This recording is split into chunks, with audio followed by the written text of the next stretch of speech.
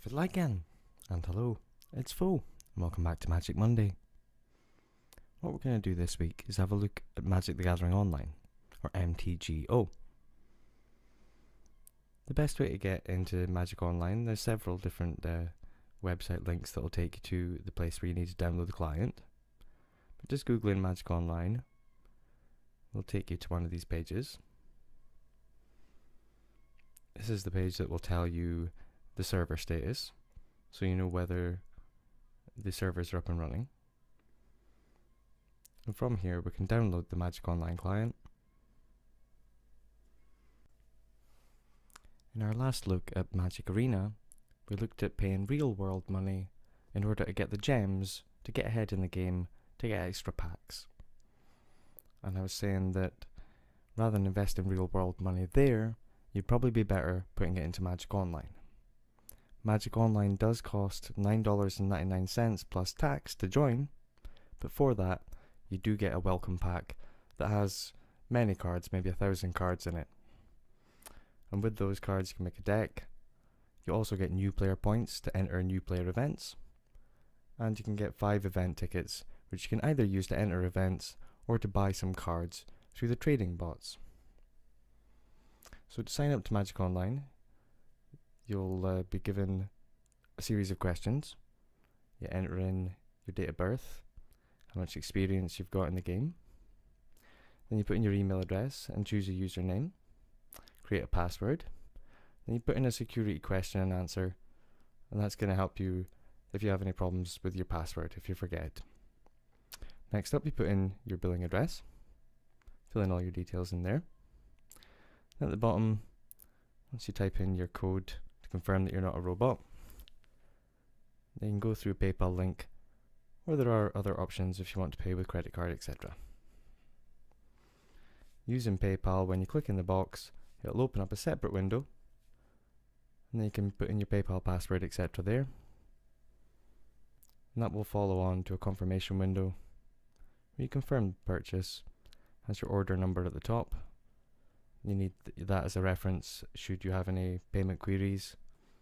If you make a payment and the tickets don't get to you, you need to quote them that order reference number. And now you can see there $9.99 plus tax is $11.99 in dollars. And that translates to about £9, £10. Depends on the rate at the time. So if we minimize that page, we can see here that we've got an end user license agreement. You have to scroll down at the bottom and accept. This is when you first load up the client. And from here, you obviously use the username and password that you've set up.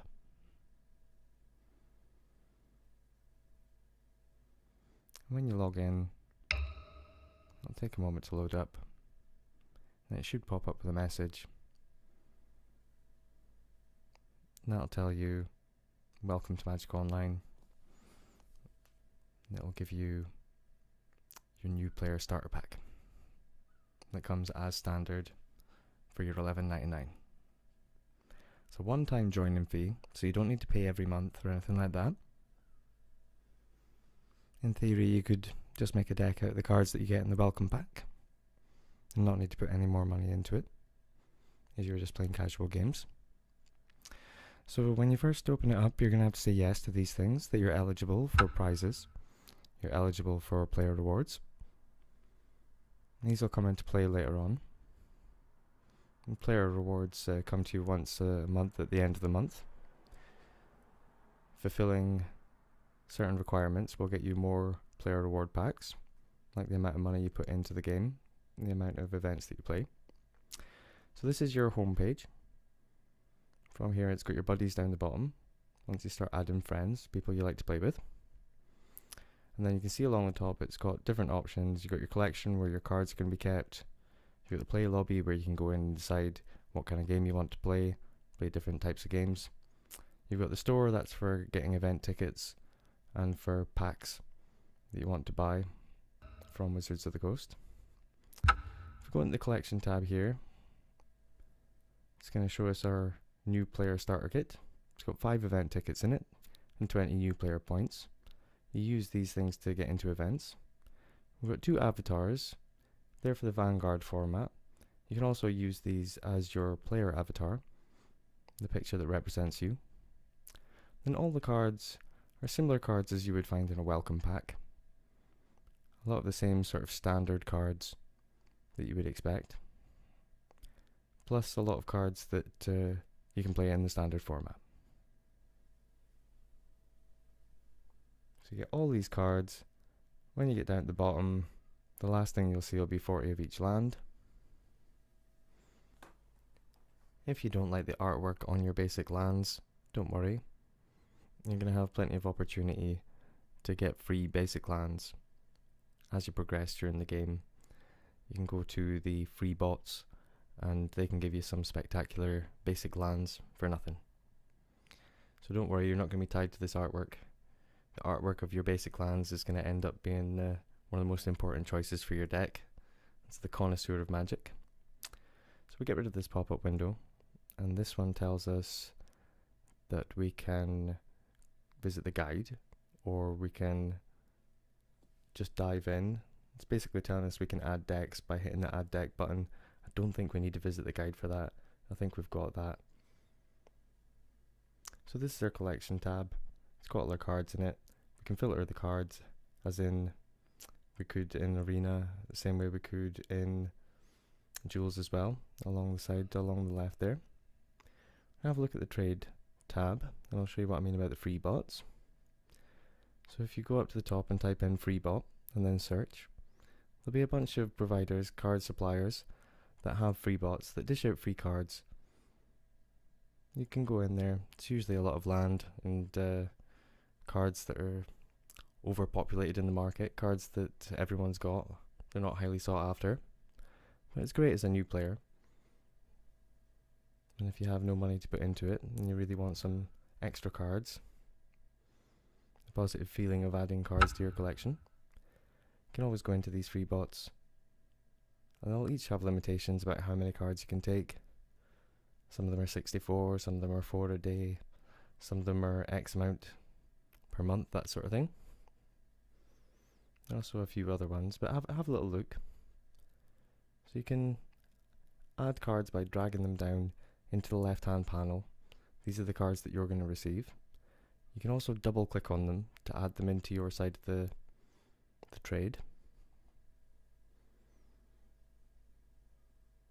So you can just repeat this process, take as many copies of as many cards as you want from here until you reach up to 64, up to the limit.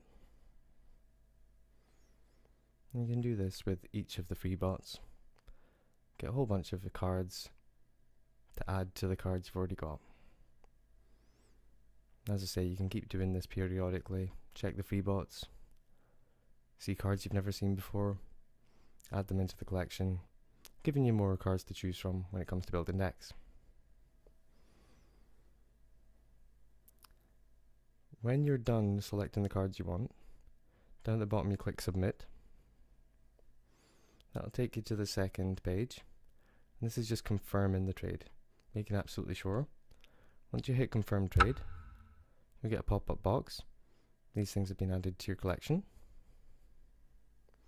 And you know they're going to be in the collection tab next time you go have a look. So when it says you have new product, you know it's been added into your collection.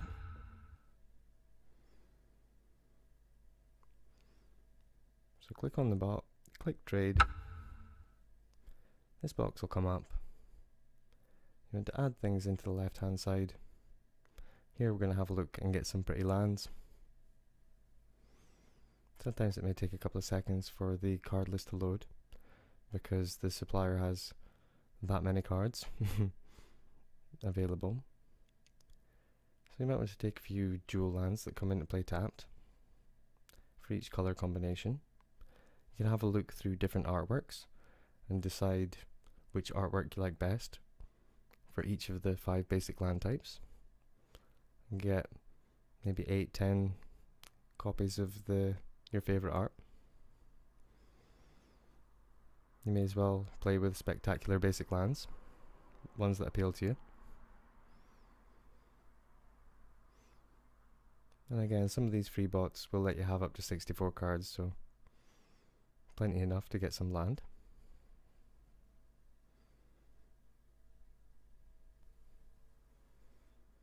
And again, once we've taken our quota of cards, click submit.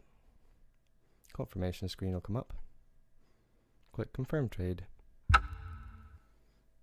Then these things have been added to our collection, and it'll say you have new product. There we go. So that's how we add free cards into the collection, help build up our collection of cards. Into the store, this is where we get event tickets when we want to play more events. We've got 5 event tickets already, so we won't need to go there yet. If you look in the play lobby over here, this is where we select which type of game we want to play.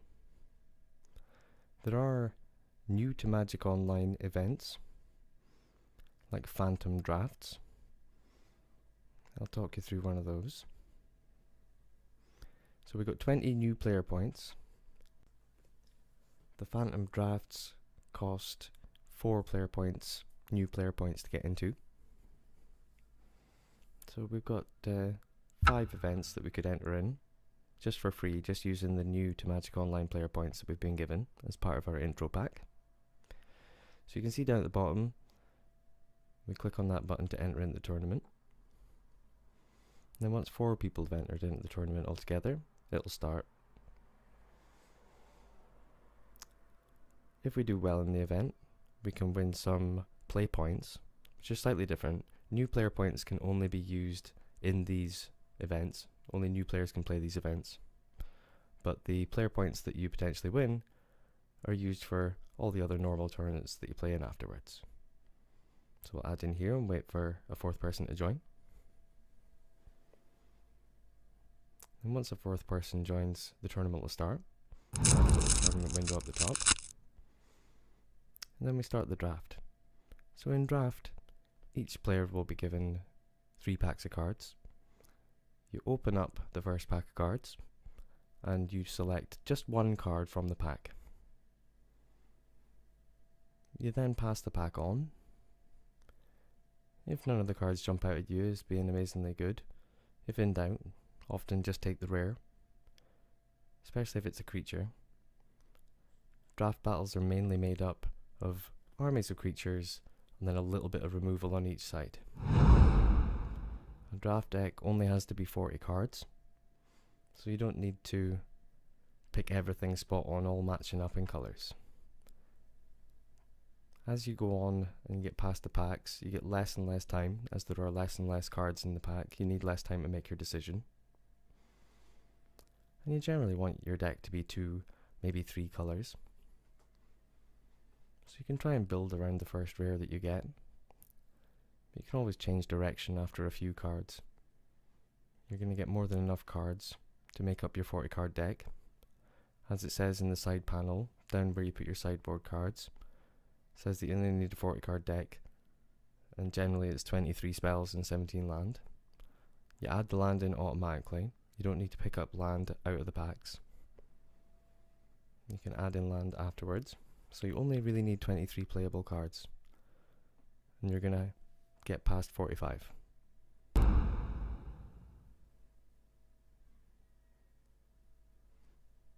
So you go through, have a look at the cards, see what's better going to fit the deck. This one seems good, but do we really want to go 3 colours? Maybe we want to go red, blue and black. Maybe we want to play it safe this early on and just try to stick in red and blue cards. Maybe only splash back if we see good removal. So generally, you pick the cards one by one, you pass them round, and then once everybody's passed all the packs round, you've got all the cards, then you put your deck together. You get 10 minutes deck building time. And once everybody's built their deck, they play the decks against each other, and then the winners get more play points than the losers. As you can see, as you get down to the last couple of cards in the pack, you get very little time to choose, because you need very little time. Then when you move on to the second pack, the timer is refilled a little bit, so you've got plenty of time to make a decision to pick 1 out of the 15 cards. Again, you want to take the time that you're given to make your decision. Take time to read the cards. You just need to float over the text part of the card to read it.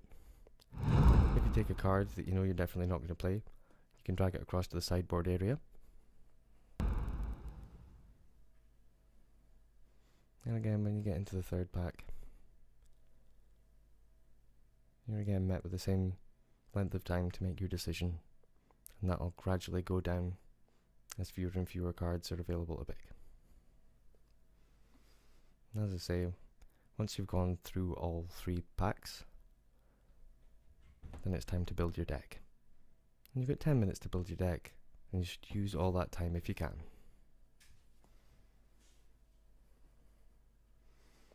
Sometimes your deck will be immediately obvious, but you really do want to look through and take the time to consider different combinations of the cards that you've picked. The most important thing about the Phantom events is that you don't get to keep the cards afterwards. So it's really not important about picking the cards that you want to keep, because you're not getting to keep any of the cards.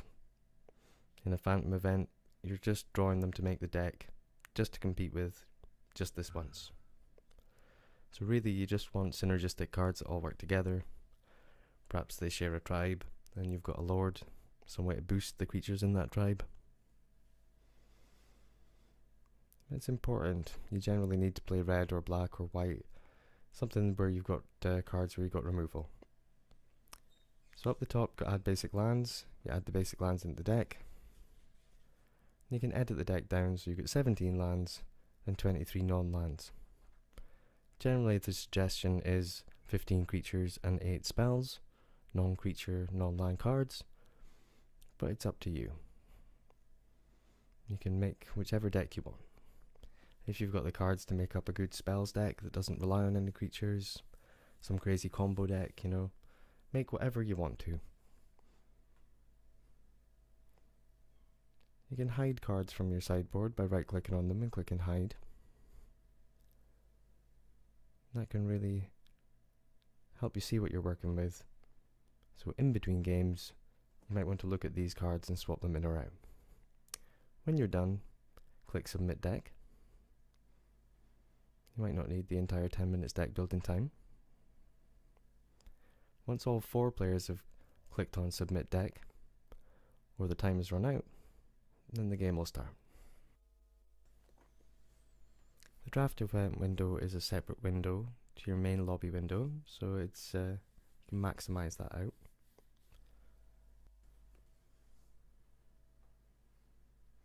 You can also use the little arrows that come up when you hover across the dividing lines in between the sections to move the goalposts, as it were, and enlarge particular sections so you can see more of the deck. Or if you want it down in the middle, you can try and see all the cards at the same time. It also works for the sideways ones. Once all the players have clicked submit deck, they're all ready to play. Then the tournament will start. And the first game will be decided.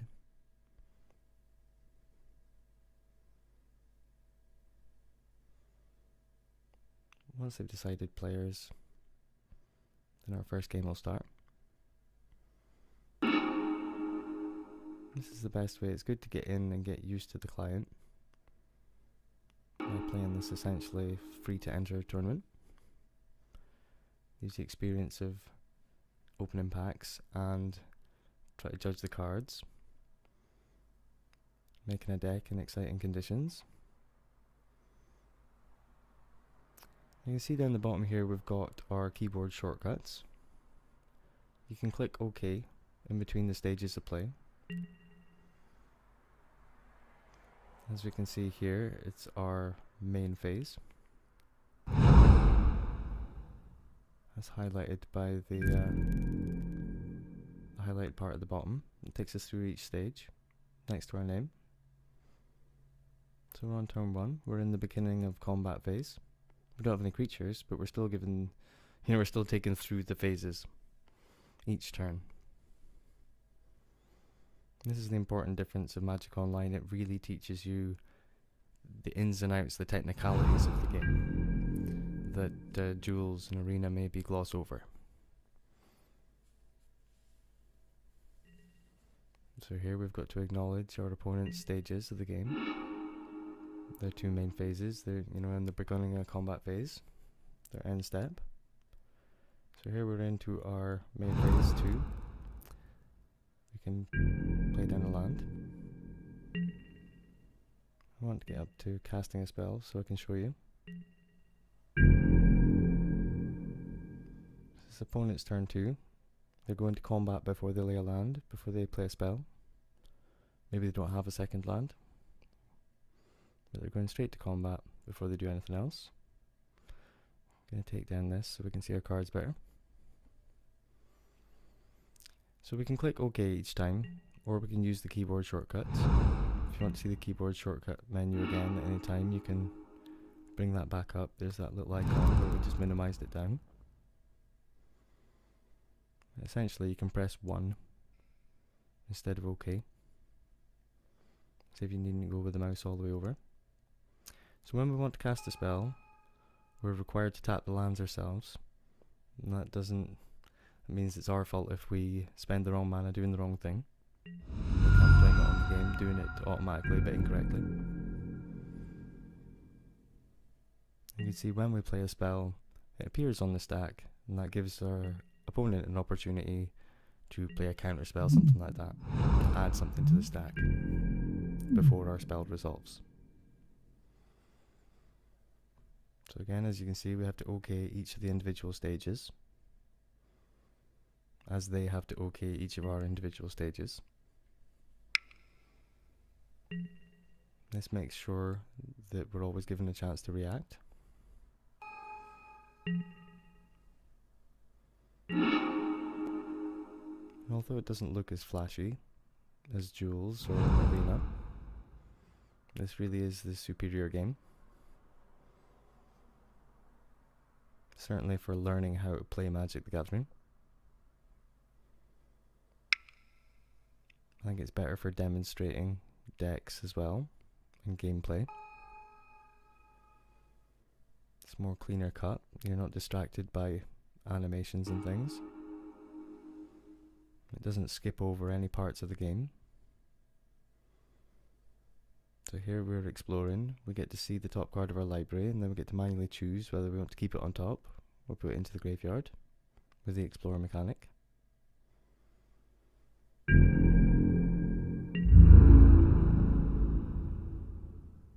There's a running dialogue in the chat box that can explain exactly what's happening. If you're getting confused about something that's happening or happened, you can look at the game log and see what exactly happened.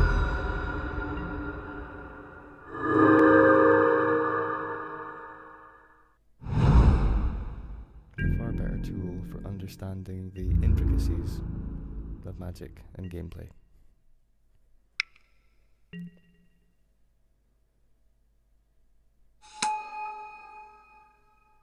Playing your cards at the right time in the right way is the difference between being a beginner at Magic the Gathering and being a pro.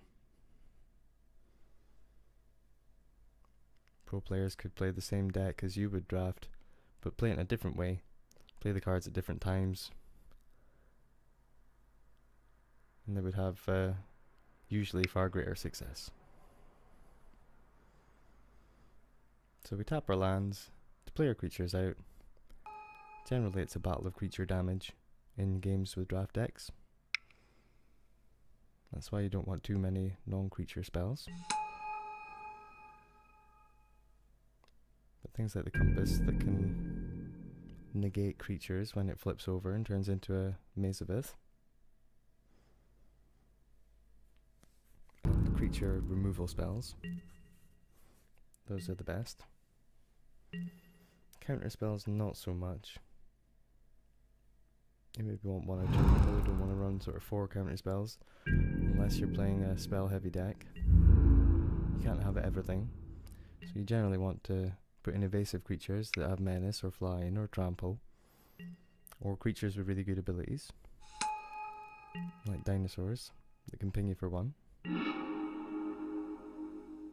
And the game progresses on. You play the best of 3 games in each matchup.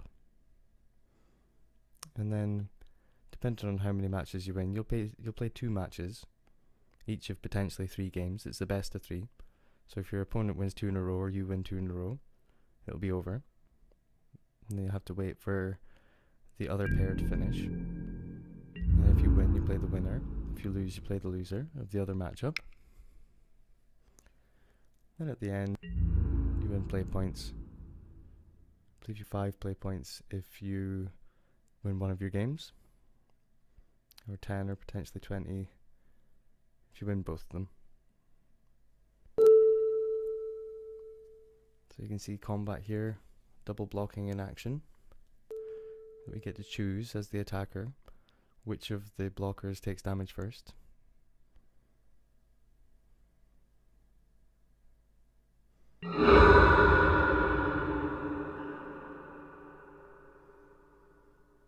Of course, we're just activating raid with our menace creature. We're not trying to get through. So we can play our rare, the card that we selected first.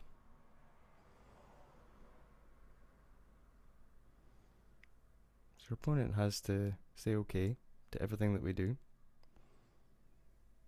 And we have to say okay to everything they do. Even when our ability joins in, they still have an opportunity to respond to the ability.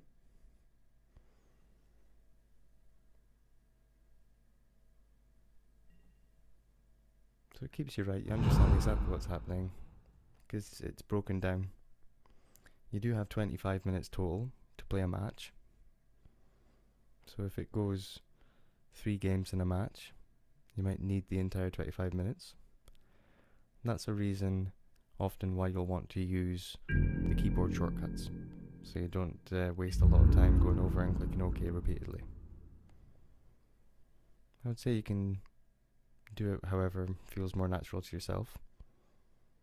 If you're just using the mouse to click OK repeatedly, and then you ever run out of time in a match, you probably want to switch to using the keyboard shortcuts. Or switch if you feel like you've taken too long to make decisions and you're falling behind in time.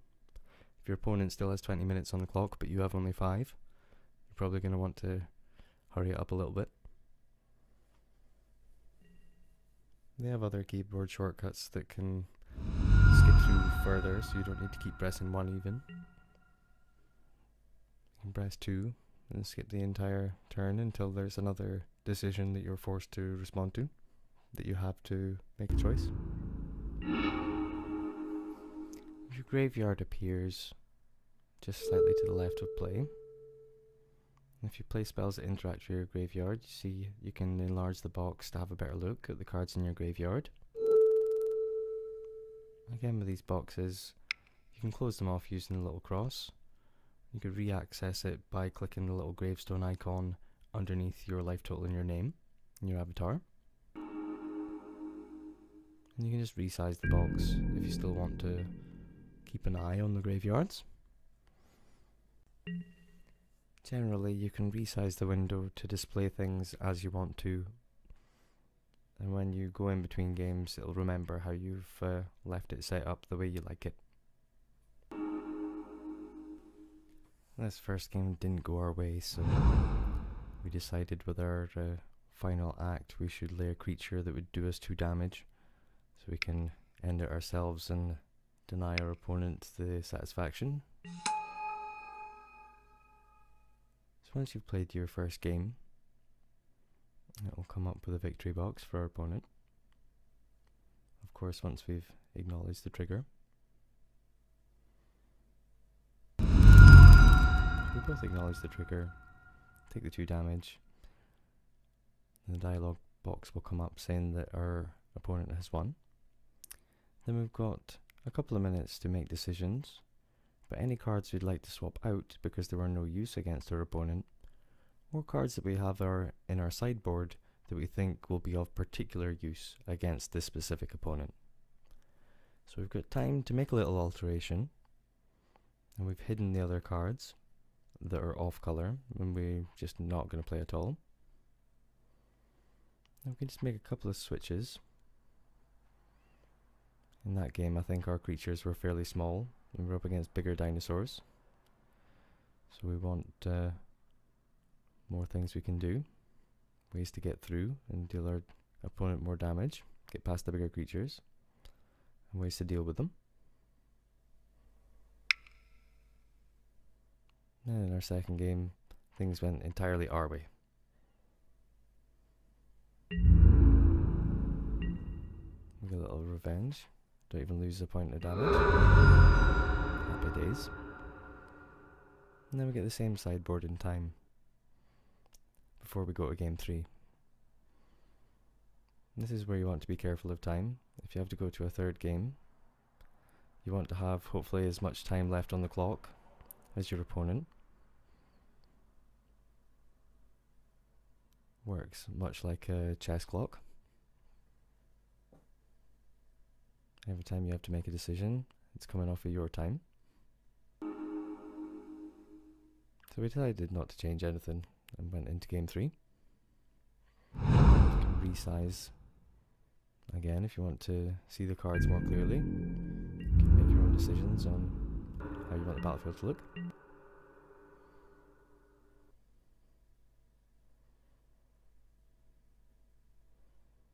Again, because we closed off the dialogue boxes to our graveyard, I want to stretch this out so we can get a better view of our graveyard. This dialogue box here. But when we go to play one of these spells that interact with our graveyard, if our graveyard isn't already a box that's popped up, it'll highlight the graveyard box for us, and you'll notice it was the same size as we had it before.